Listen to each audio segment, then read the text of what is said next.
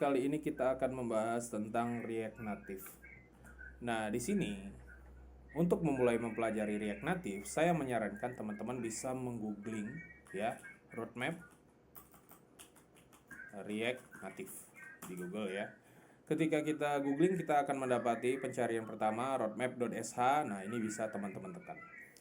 Roadmap ini adalah panduan yang dapat teman-teman gunakan ketika akan menguasai sesuatu, ya. Terutama di sini adalah React Native topik yang dibahas di sini. Di mana di sini ada bagian introduction, ada detail dari introduction itu apa saja, lalu kemudian learn the prerequisite, environment setup, development workflow, core components, write platform specific code, styling, networking, dan selanjutnya. Ya, dimana tiap-tiap item yang ada di sini ya teman-teman bisa tekan. Di sini introduction, pengertian pengantarnya. Nah, dimana di sini kita tahu ya dijelaskan bahwa React Native adalah open source framework yang didevelop oleh Facebook. Ya. Lalu kemudian di sini kita bisa melihat tiap bagian what is React Native, why use ya. Nah, dimana di sini kalau teman-teman perhatikan ada bagian 0% dan 0 of 96 dan. Nah, di sini untuk membantu kita men-track progres kita, ya, men-track progres pembelajaran kita. Di mana teman-teman perlu login terlebih dahulu agar dapat mendapatkan benefit dari tracking progres ini. Di mana tiap-tiap item yang ada di sini teman-teman bisa tekan, lalu kemudian ya tentu saja perlu dibaca, lalu kemudian di sini bisa diupdate statusnya apakah done, in progress atau teman-teman skip. Nah, ketika teman-teman sudah mempelajarinya, teman-teman bisa tekan done. Ya, wala di sini tentu saja teman-teman perlu login. Oke, what is React Native? Nah, ini tentu saja perlu dipahami dan di mana di sini teman-teman perlu memahami React Native dari mana? Dari dokumentasi resminya. Ya, di dokumentasi resminya ini ya React Native halaman depannya kurang lebih seperti ini. Untuk saat ini kita dapat membuat project React Native Learn Once, Read Anywhere ya. Tidak hanya untuk mobile saja, bisa juga untuk web, desktop maksud saya. Desktop di sini bisa desktop Mac OS dan juga Windows, Android, iOS ya. Nah, di sini ada Chrome. Ya, tentu saja untuk browser di sini. Chrome, Mozilla, Firefox, beberapa browser yang populer. Ya. Create native apps for Android, iOS and more using React. Jadi, React Native ini dia menggunakan React. Oke. Nah, ini tentu saja teman-teman bisa masuk ke get started. Nah, bisa membaca yang ada di sini.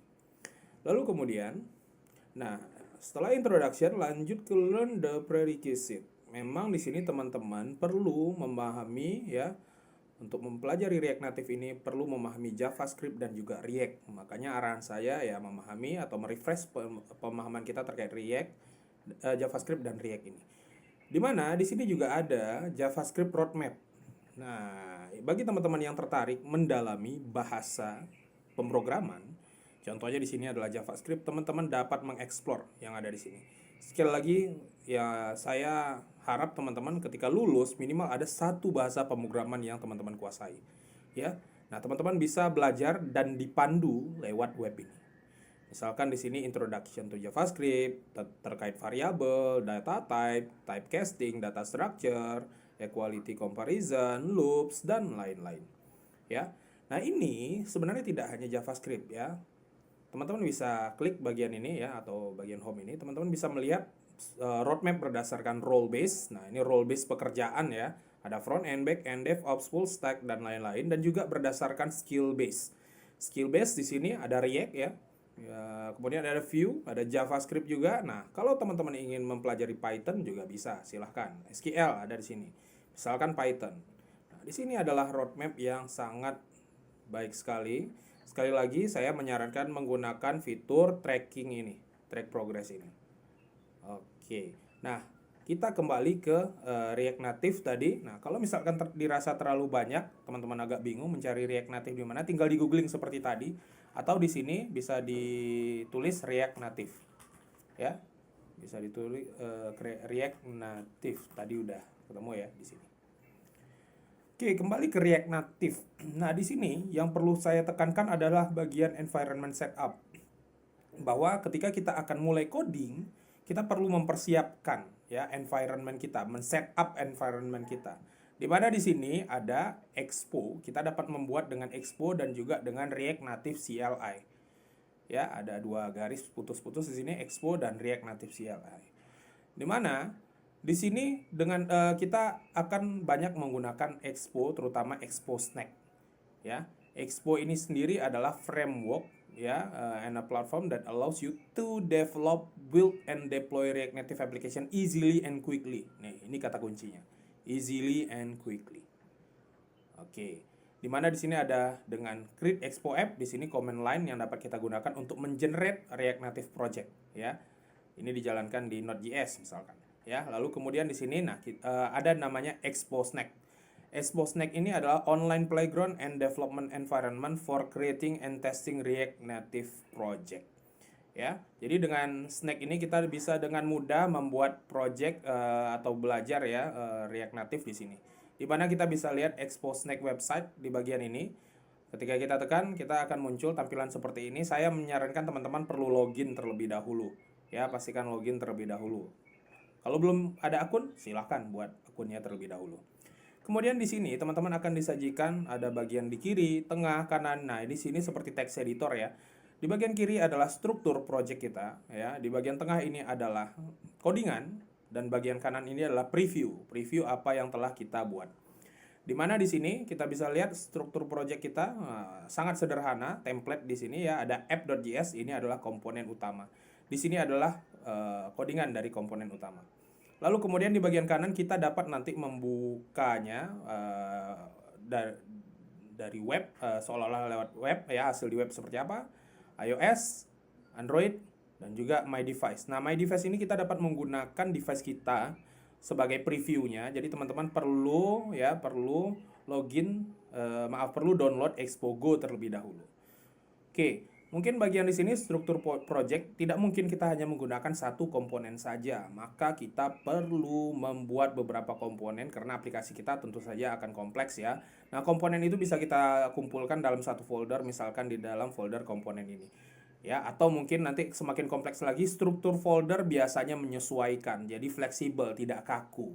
Ya, di sini komponen ada asset example misalkan. Nah, tampilannya seperti ini. Sekali lagi di sini menggunakan JSX ya, dia mereturn JSX yang ditampilkan di React Native seperti ini, ada komponen view, text, image dan lain-lain. Lalu kemudian untuk bagian stylingnya ada di sini. Ini seperti styling seperti CSS ya, walaupun ini bukan CSS. Ya, stylingnya seperti ini. Lalu kemudian ini komponennya bernama komponen asset example ya, walaupun terkesannya sebagai function tapi ini adalah komponen. Jadi asset example ini akan digunakan di app. Nah, ini contoh sederhananya seperti ini ya. Nah, jadi caranya adalah mengimpor asset example dari mana? Dari sini. Oke, kemudian ditampilkan di sini. Nah, ini kalau kita hilangkan maka misalkan kita tampilkan yang paling cepat itu di web ya, karena kalau untuk Android kita perlu mengantri. Nah, kita perlu tekan terlebih dahulu loading. Nah, tapi boleh kita coba di sini biar kita bisa melihat. Jadi biasanya di sini langsung muncul. Oh, tampaknya sekarang tidak perlu mengantri ya, tapi ada kalanya mungkin nantinya teman-teman perlu mengantri karena ada banyak yang menggunakan ini. Nah, ini tampilannya. Kalau saya kembalikan, aduh ini Grammarly saya agak mengganggu. Oke, asset example saya kembalikan. Nah, muncul. Dan ini juga bisa teman-teman coba misalkan mengedit item di sini misalkan dengan tulisan sederhana ya, hello world. Nah, ini juga bisa. Oke, dia langsung berubah karena di sini ada fitur hot reload yang langsung merefresh ya.